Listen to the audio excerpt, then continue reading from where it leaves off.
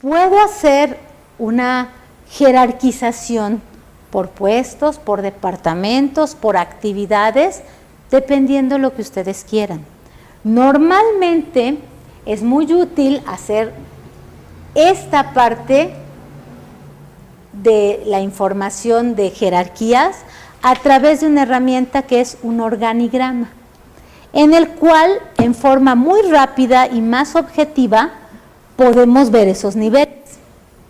El organigrama lo que pretende es ser una imagen que tenga pocas palabras, pero que con la forma en que están ubicadas las áreas, pueda yo darme la idea de quién es superior jerárquico a otra área. ¿De acuerdo? Ahorita vamos a ver también parte de eso. Tiene el objetivo, los manuales también, de ser un medio de relación y coordinación con otras organizaciones. Un medio de comparación, un medio de información o de difusión para que decida incluso si me contrata o no me contrata alguien más, o si tiene relaciones o no conmigo.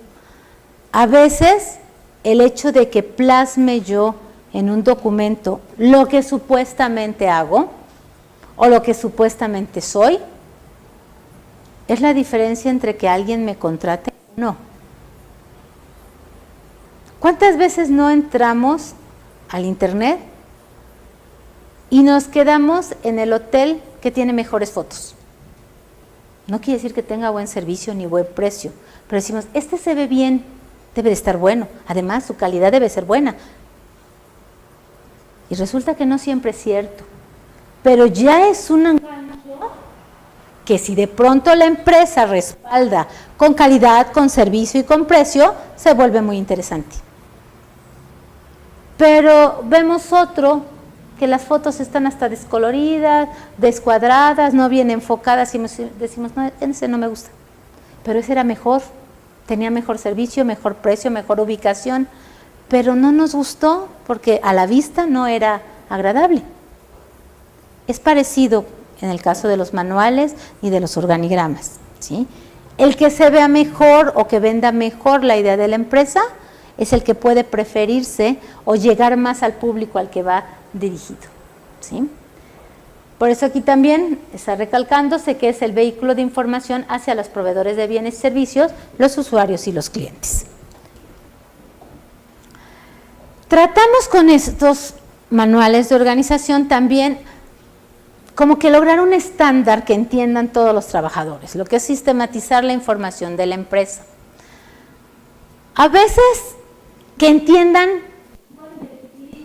qué generó la empresa. Es común que en los manuales de organización haya un apartado que hable de los orígenes o de la historia de la empresa. Eso a veces es bueno, si por ejemplo es una empresa mexicana, hay personas mexicanas que dicen yo solamente voy a comprar o contratar a otros mexicanos. Y de pronto lee que el origen fue precisamente personas, hasta indígenas, que se superaron, que estudiaron, que tuvieron una idea y que crearon lo que ahora es sobre esa empresa. ¿Por qué? Porque eso es lo que yo busco. Es como cuando vamos al súper y nos ponemos a revisar si el producto es mexicano o es importado. Hay quien no le importa, a mí me gusta ver que sea mexicano, porque a veces está un peso más caro, pero pues ayudo más a la economía mexicana que con un extranjero, ¿sí? O sea, depende. Podemos poner parte de su historia, de sus objetivos, ¿sí? A veces las empresas platican mucho, sobre todo los dueños, de cómo se hicieron, cómo lo lograron, cómo crecieron, las épocas malas que pasaron, pero pues las palabras se las lleva el viento. A veces teniéndolo por escrito es mejor. Y si es una empresa muy grande, el dueño no le va a poder transmitir eso a todos. Sin embargo, si hay un documento que sirva de inducción para los trabajadores, sí se lo puede transmitir. Pero un documento que sepamos que lo va a leer. ¿Cuántas veces no sucede que la empresa crea su manual de organización y le dice, trabajador, aquí te doy un folleto con lo que es la empresa? Ah, gracias, lo guarda el trabajador. Y eso es todo lo que hace. Pues si lo leyó, qué bueno, si lo entendió, mejor, pero la gran mayoría de las veces se va a la basura. Pero hay otras que ya que hicieron todo ese esfuerzo, le dicen al trabajador, incluso desde cuando llega a pedir el puesto, mira, estos somos nosotros, vas a venir a una evaluación. Y dentro de la evaluación, ¿qué creen? Les preguntan información del folleto. ¿Nos puedes decir si sabes la historia de la empresa? Y el trabajador no leyó el folleto y supuestamente le interesaba entrar a trabajar a esa empresa. Pues como que no demuestra que le interesaba porque ni siquiera lo leyó. Si lo hubiera leído, algo se acordaría. ¿Sí? O bien ya están en la capacitación inicial y parte de la capacitación inicial es saber los orígenes de la empresa. Porque eso es parte de las raíces que pueden generar una identidad y que el trabajador se ponga más la camiseta. Pero resulta que le hago la evaluación de la capacitación inicial y el trabajador no estudió eso. ¿Cómo va a querer lo que no conoce? No le voy a crear una fidelidad a la marca o a la empresa si ni siquiera le interesa leerlo. O sea, si hago un esfuerzo por hacer una herramienta, tengo que lograr que tenga un uso. No sé, voy a inventar. Pensemos que hago todo mi manual de organización y le pongo un estímulo a mis clientes. Y les digo, como aniversario, se harán encuestas a los clientes que estén en la tienda. Y quienes conozcan sobre la historia de la misma tendrán un descuento especial. Sí va a haber alguno que otro que se va a meter a investigar de qué se trata. Y va a ir a comprar y va a tratar de que le hagan la encuesta para ganarse un descuento especial. Y tal vez le voy a regalar una gorra con el logotipo de la empresa. Pero estoy creando imagen, estoy creando fidelidad. No nada más el papel para cumplir a veces un requisito. O sea, ocupen las herramientas para más cosas, ¿sí? Ok, nos va a dar información sobre diferentes tópicos. También, obviamente, además de la historia, puedo poner la evolución y debería yo de poner hacia dónde voy. ¿Sí? Queremos llegar a que esta constructora sea la constructora que haga más puentes en el país, pero que no se caigan. ¿Sí? Su estructura orgánica puede incluir las políticas, pero las políticas generales, las políticas de atención a los clientes, no las de funcionamiento interno. Esas nada más son entre la empresa y los trabajadores. ¿Sí? Y pudiera incluir los procesos. Resulta que tengo la patente de un proceso X. Su despacho creó el catálogo de cuentas que está usando el SAT. Lo vamos a odiar toda la vida, pero bueno. Resulta que eso, pues en la profesión tal vez sea un logro. Somos tan buenos que el SAT adoptó nuestra propuesta de catálogo de cuentas. Eso es parte de uno de los logros que puede dar imagen y puede vender. O nosotros creamos el programa X que está utilizando tal dependencia. ¿Sí? Entonces, puede utilizarse también como parte de la información. Auxiliar en inducción y capacitación, ya se los vengo manejando, o sea, deberíamos de tener una herramienta para que todas las personas que entren, incluso aunque las que no queden en las evaluaciones o en los puestos, tengan ganas de quedarse, conozcan a la entidad a la que van a entrar. ¿Sí? No me gusta mucho hablar de marcas, pero ¿alguien tendrá algún conocido en Bimbo, en Coca-Cola? Aunque los hayan corrido, siguen adorando a la marca. Es lo máximo. Les vendieron bien la idea. ¿Por qué? Porque en todas sus capacitaciones tú eres mejor, somos la marca número 1, somos la mejor calidad, los mejores procesos. Y aunque de pronto ya no estén en esa empresa, es que cuando yo estaba en Coca-Cola hacíamos las cosas así, y había estos controles, y había tal cosa. ¿Por qué? Porque se creyeron lo que es la empresa, la quieren. Tienen fidelidad a la marca. ¿Sí? Eso es lo mejor para el rendimiento de los trabajadores. Nos puede servir para estandarizar procesos, funciones y actividades, pero de manera general. Sin embargo, si hacemos un manual de organización muy completo, puede incluir procedimientos de todo lo que queramos dentro. Pero hay de manuales de organización a manuales de organización. Si yo soy un despacho contable, parte de los procedimientos importantes que debo de documentar son todas las actividades que hacen todos los días. Podemos hablar, por ejemplo, de todos los trámites que se hacen ante la página del SAT, que luego ni sabemos dónde hacerlos, ¿verdad? Nada más que nos lo cambien tantito. O no sabemos qué se puede o qué no se puede hacer. Yo me acuerdo que hace 2, 3 años, yo les preguntaba, ¿alguno de ustedes saben dónde buscar las DIOT presentadas? Y todos, no, ahí no puede ser, si tiene 5 años que eso está pudiéndose ver.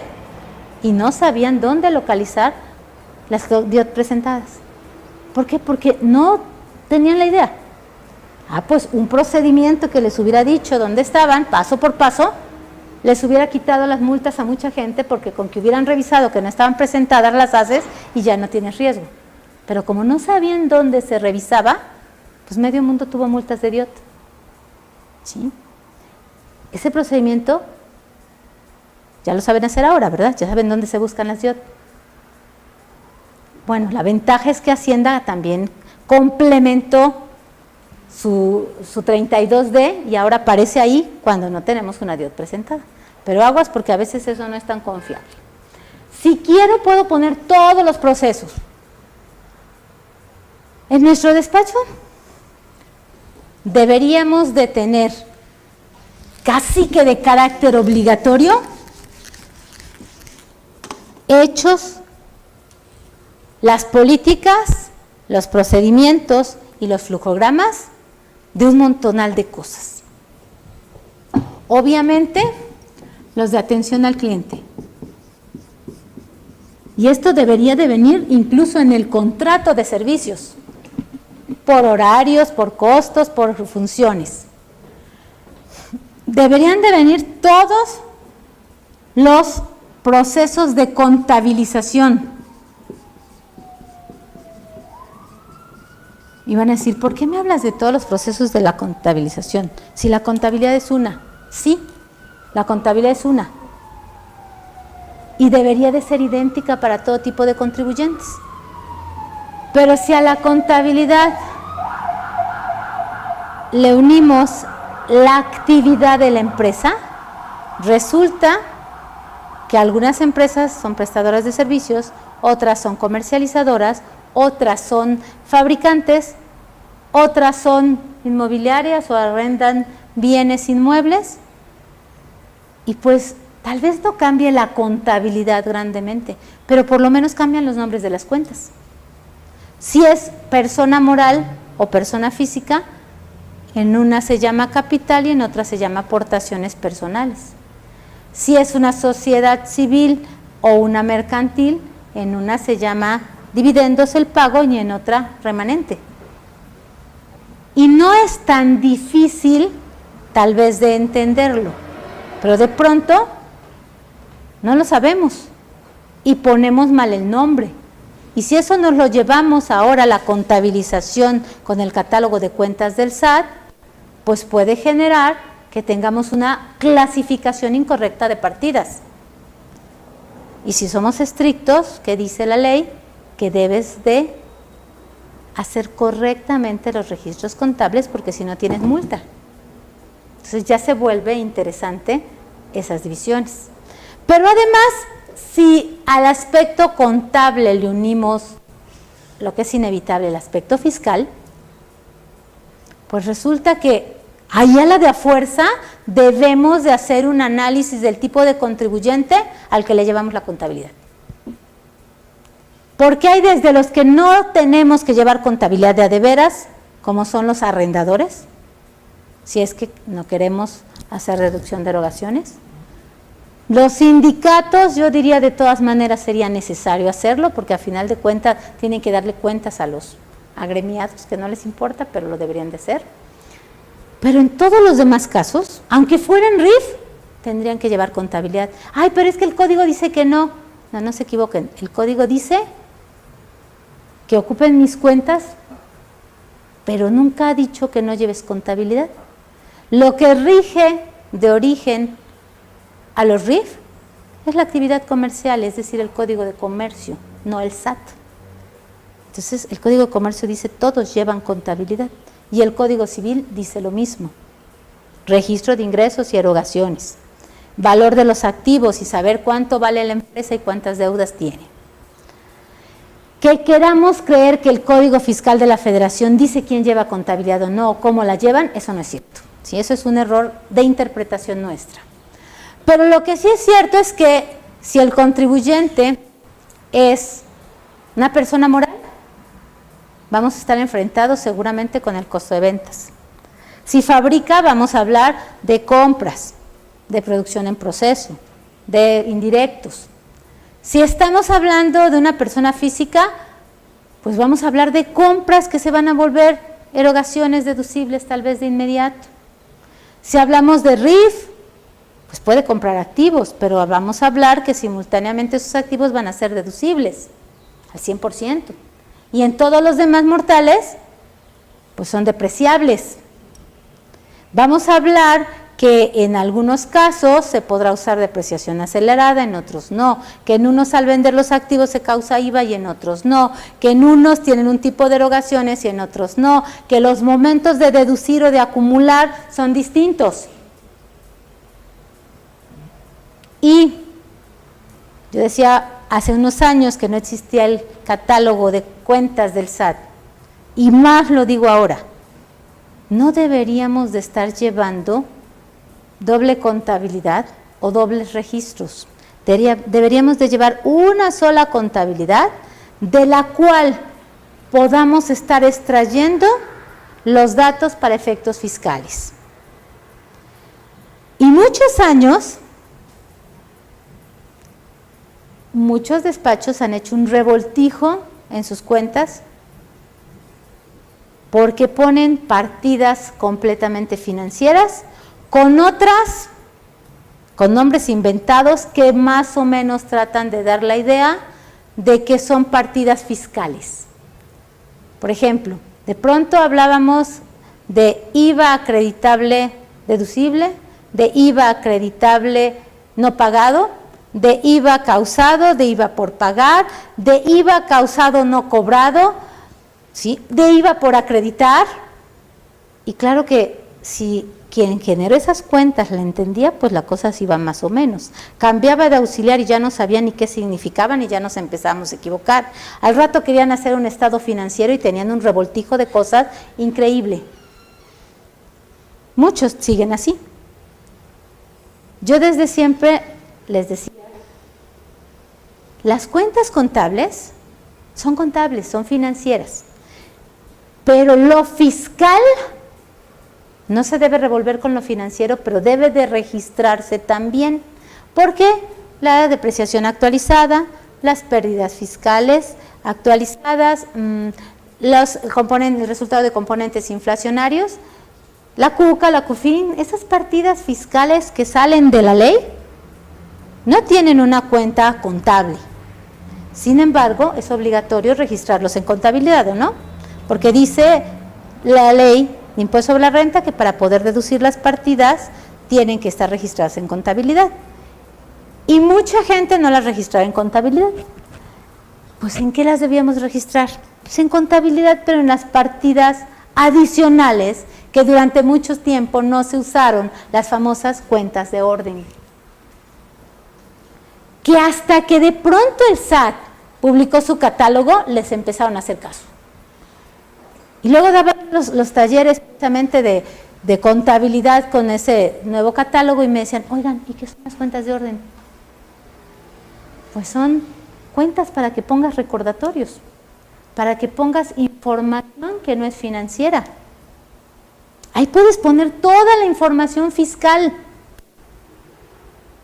pero no es porque el SAT se le ocurrió ahorita, que siempre se ha podido. Y podríamos poner dentro de la contabilidad, o deberíamos poner dentro de la contabilidad, todos los resultados fiscales para simultáneamente, así como podemos hacer estados, resultados y balance cada mes, podemos sacar también el resultado fiscal de ISR, el de IVA, el de IEPS, el de DIOT y el de todo lo que quieran cada mes. Pero eso implica que hagamos una buena estructura y un buen procedimiento contable. Implica que nuestra contabilización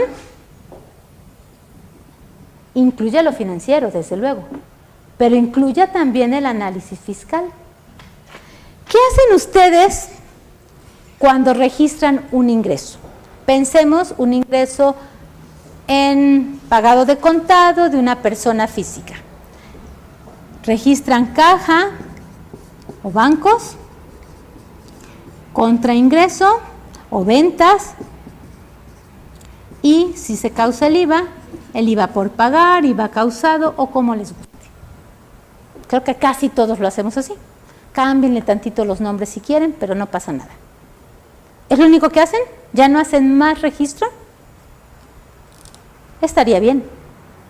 Esto, al cabo de la acumulación de varios asientos en el mes o en el año, me va a dar el total de ingresos y me va a dar los movimientos de bancos. Pero nada más. Si es persona física y de veras todo lo cobró, voy a saber que esto es el ingreso acumulable para ISR y mi base para IVA. Eso sería genial, que todos los contribuyentes tuvieran la misma base fiscal, que la misma base contable, no tendríamos problemas. Pero la realidad es que de esto cobré en efectivo 100 pesos. Me pagaron con una transferencia 200 y me quedaron a deber, si son 1,160, 700, 860 pesos. Si yo nada más hago ese asiento, yo voy a saber que esto vendí, que me deben una parte y otra parte me pagaron. Pero díganme cuántos impuestos debo. ¿Qué hacemos? Sacamos la información y hacemos una hoja de Excel y vaciamos los datos, ¿verdad? Y de pronto al hacer la hoja de Excel, ya me cansé, mi vista está media borrosa, ya me quiero ir y algo me equivoco y paso mal el dato y el resultado está mal. Pero además ya trabajé 2 veces. ¿Qué pasaría si yo ocupara las cuentas de Hacienda? Que aquí le pondría yo ingreso acumulable, llámese como se llame, para ISR. IVA por pagar cobrado. Y diría yo, de esto, ¿cuánto cobré? 300. De este movimiento, estoy hablando de una persona física, ¿cuánto me va a generar impuestos? Pues 300. Voy a inventar. Son 280 de ISR y 20 de IVA. Que eso lo tenemos que hacer ya ahorita. Y Hacienda dice, ocupa las cuentas de orden como nos enseñaron en la escuelita, el mismo nombre pero invertido. Acumulación de ingresos, no sé, cobro de IVA. Y le pones los mismos datos, ¿sale? ¿Qué me va a generar esto? Que puedo hacer todas mis operaciones en el mes y al final, cuando yo tenga las balanzas, que ahora ya casi todo lo hacemos en la computadora, el total de los movimientos en el haber de esta cuenta me va a decir cuánto es el ingreso acumulable. Y el total de los movimientos de esta cuenta me va a decir cuánto es el IVA que en principio tendría yo que pagar. Después le voy a restar el IVA de los gastos, compras y activos. Y no estoy revolviendo partidas. Estas son partidas fiscales en cuentas de orden y estas son partidas fiscales en la contabilidad normal. Eso siempre lo pude haber hecho. Ahora nos obligan a que lo hagamos y mucha gente no lo está haciendo. Pero nos lo obligan en algunas poquitas cuentas. Yo siempre les digo, háganlo en todas. Si esto fuera una persona moral, las cosas cambian, porque no tiene que ver el cobro en ISR, sino que haya hecho la factura y haya cobrado parcial o totalmente. Y para IVA, sigue la misma regla, ¿de acuerdo? Pero ahora nos complicamos más. Ingresos es lo más fácil. Hablemos de gastos. Cuando hay gastos, compras o activos, no nada más es que lo haya yo pagado, sino que tenga todos los requisitos, que sea indispensable, que veamos los requisitos especiales que hay en miscelánea, como topes, como comprobantes adicionales, como que esté registrado en contabilidad, XXX. Además, el IVA se puede acreditar cuando lo pagamos, pero si lo pagamos con cheque, no se va a acreditar sino hasta que está depositado en el banco y aparece cobrado el cheque. Entonces ya es un momento todavía más, y si es un IVA de retenciones, si es un IVA acreditable que proviene de un recibo que tuvo retenciones como honorarios, arrendamiento o flete, resulta que se tienen que pasar 2 meses posteriores a la fecha de pago para poder acreditar el IVA, que también es algo que casi nadie aplica. Y entonces ya se difirió mucho más. Y si la factura me la hicieron y me dieron crédito los proveedores, pues la factura contablemente la tengo que registrar, pero no tiene tal vez efecto fiscal, a menos que sea yo persona moral y la otra también, entonces se puede deducir. Y bueno, hay cantidad de posibilidades. Y hacer eso en la contabilidad normal es imposible. Hacer eso en cuentas de orden es facilísimo. Y me permite solucionar el problema, por ejemplo, de las personas morales, que muchas veces les damos el susto en marzo de lo que tienen de ISR a pagar. Ustedes podrían estar sacando resultados todos los meses, tipo anual, llevando un analítico en cuentas de orden. Amplíen un poquito más las cuentas de orden que el SAT sugiere para que tengan mayor control. Pero el SAT ya les puso una de ingreso acumulable y una de deducciones autorizadas. Se tienen que usar. Pero pueden usarlas con la división que necesitan para las anuales y no hacer un solo papel de trabajo adicional. Luego a mí me preguntan, cuando nos llegan a revisar en alguna empresa, los del SAT, o me piden, ¿me das tus soportes de análisis de IVA? Sí, ahí va mi balanza. No, queremos tu análisis de IVA. Ahí va mi balanza. Ahí está todas mis afectaciones del IVA acreditable. ¿Y no llevas un concentrado? No, soy muy floja. ¿Es en serio? Soy muy floja. ¿Para qué necesito llevar un adicional si todo lo puedo llevar en la contabilidad? Además, me dice exactamente de qué póliza proviene, en qué momento, relacionado con qué factura, todo. Me quita muchísimo tiempo de estar llevando un adicional. Me evita muchísimos errores de transcripción. Todo está en un solo lugar. Y es muy transparente, además se ve la contabilidad actualmente, los principios de contabilidad, normas de información financiera que nos piden, que haya el soporte de los registros contables. Y los registros contables ahora también son fiscales. ¿Qué mejor soporte que el antecedente financiero? Ya lo tengo todo junto, pero bueno. No los quiero convencer, pero resulta que parte de los procedimientos, de las políticas y los flujogramas deberían estar en el área de la contabilización.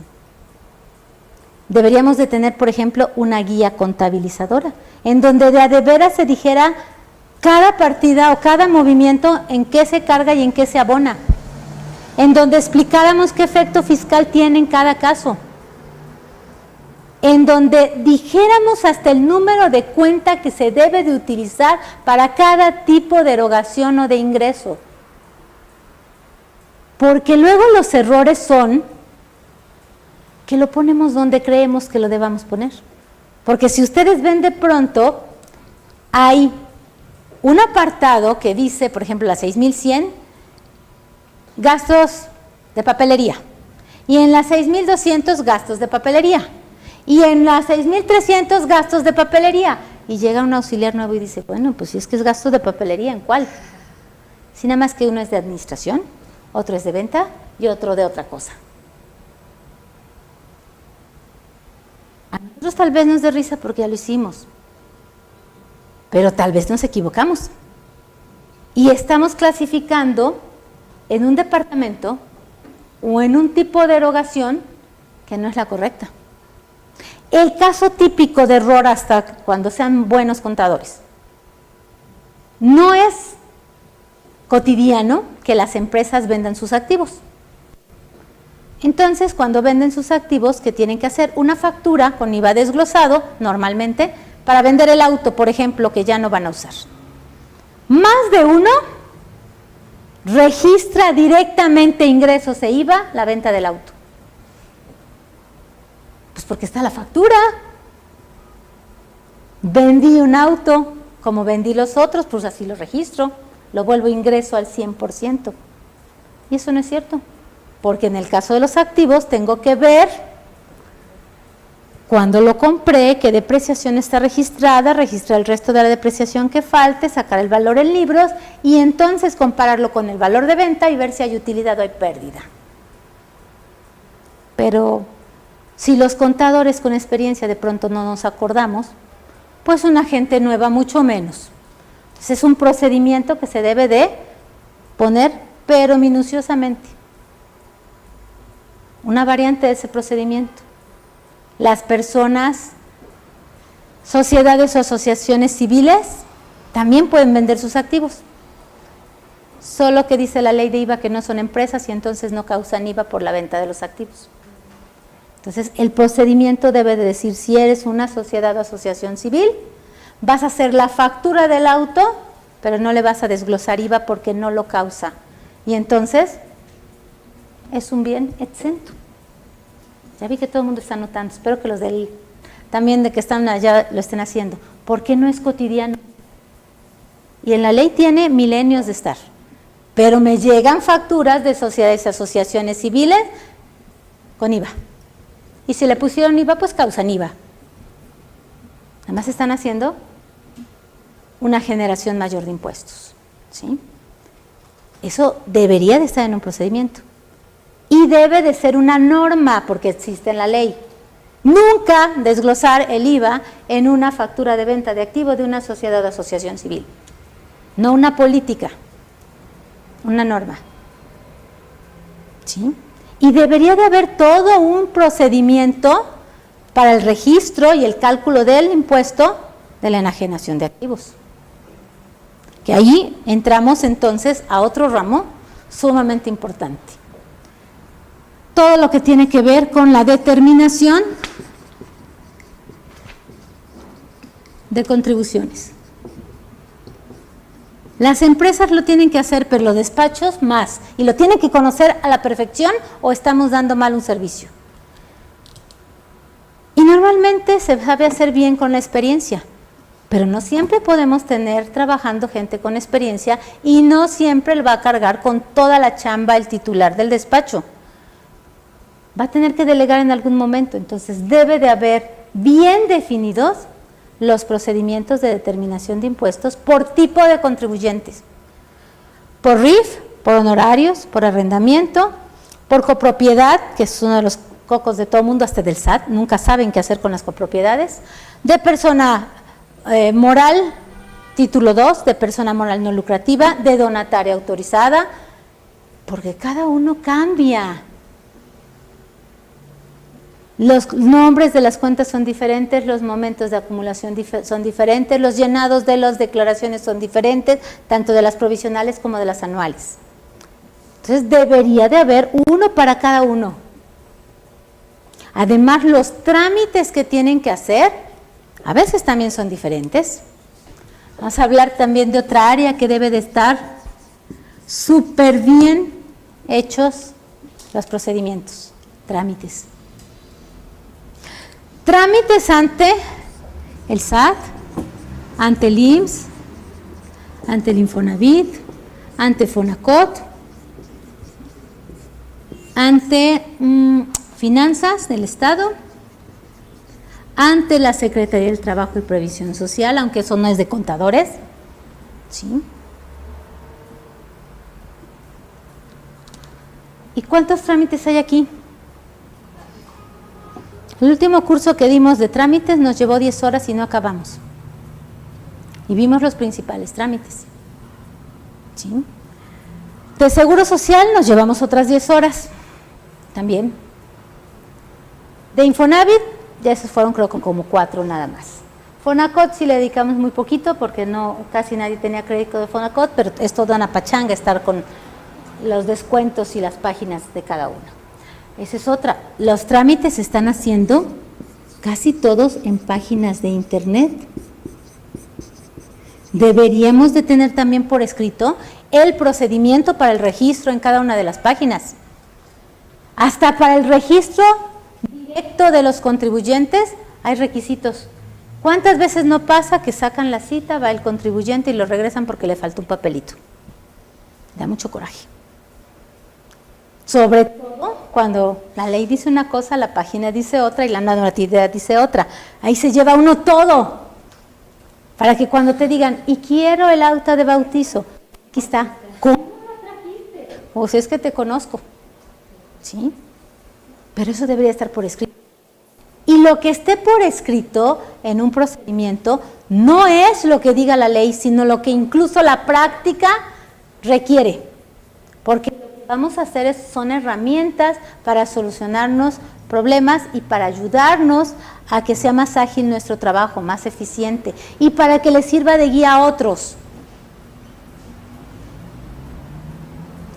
Esto también lo debería tener cualquier empresa si es que tiene contador interno.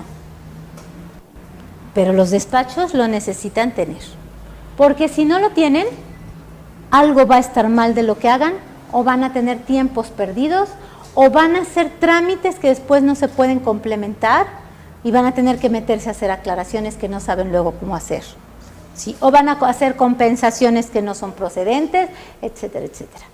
O sea, tenemos que hacer todo eso, ¿sí? Y además, si eso fuera poco, muchas empresas, incluyendo despachos, quieren tener un certificado de que son buenos. Quieren lograr lo que se llama los reconocimientos de calidad, que antes era el ISO 9000, ahora van en el 9000, no sé cuánto más. Pero todos tienen en su base que la empresa que está solicitando ese reconocimiento tenga manuales administrativos elaborados. Primera. Segunda, que los haya difundido entre los interesados, su personal, los accionistas y los clientes y proveedores. Y tercero, que los conozca su personal y que se mantengan actualizados. Y que cuando las gentes que hacen las certificaciones vayan a hacer las inspecciones de las empresas, lo que digan nuestros manuales coincida con la verdad, con la realidad. Si no se cumple con el requisito de hacer los manuales que vamos a estar viendo, nunca van a poder conseguir esa distinción o certificación de calidad. ¿Sí? Hay empresas que no necesitan la certificación más que como un distintivo, pero hay otras que si no la consiguen, no van a poder trabajar con los clientes que quisieran trabajar, porque es requisito para algunas dependencias, para algunas actividades, tener forzosamente esa certificación.